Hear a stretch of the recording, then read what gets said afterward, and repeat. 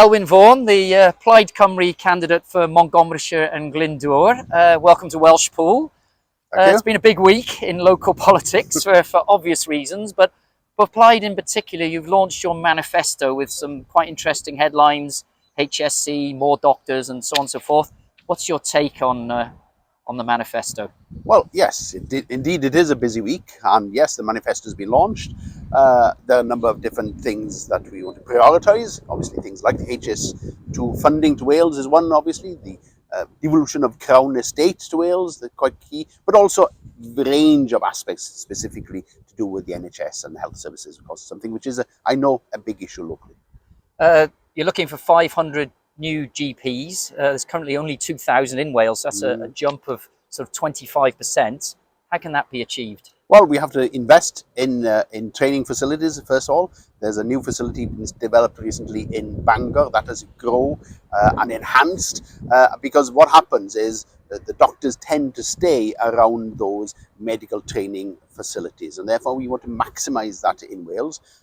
And you know, it's a long process. Nobody can deny that, but you have to go to the root cause of these issues.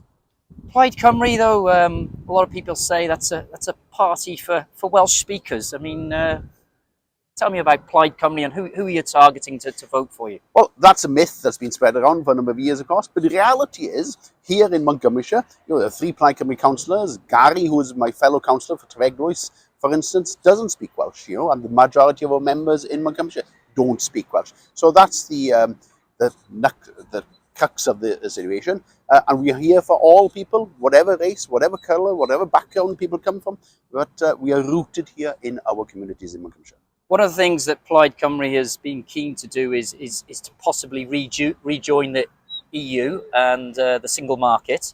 The Welshpool area, the Newtown area, voted for Brexit at the referendum. What can you say to those voters now? Well, I think in reality that there's a wide acknowledgement now that a good working relationship and access to those European markets is key for economic prosperity for the future.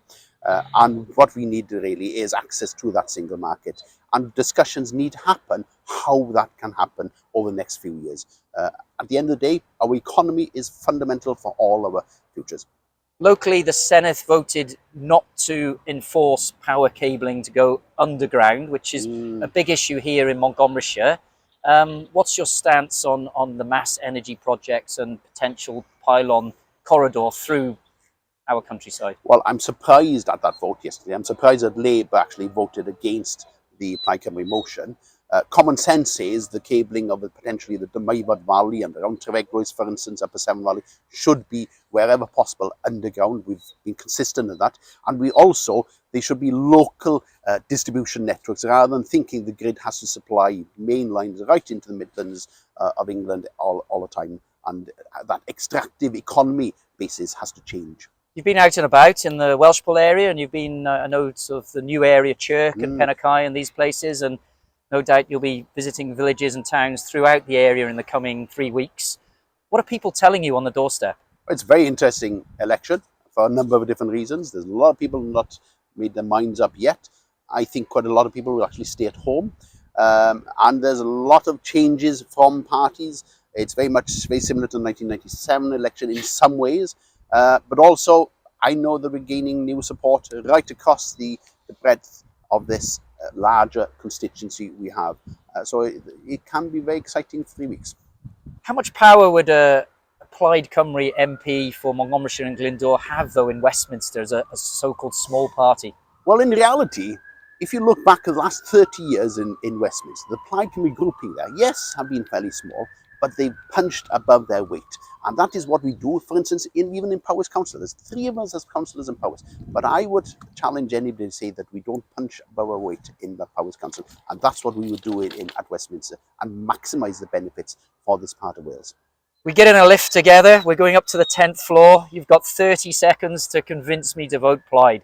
How can you do it? If you want somebody to stand up for these communities, somebody's experienced, somebody knows how to tackle these important issues, then vote for me and for Plaid Cymru and for somebody who's rooted in these communities, wants to maximise the benefits for these communities, not just a posh job in London.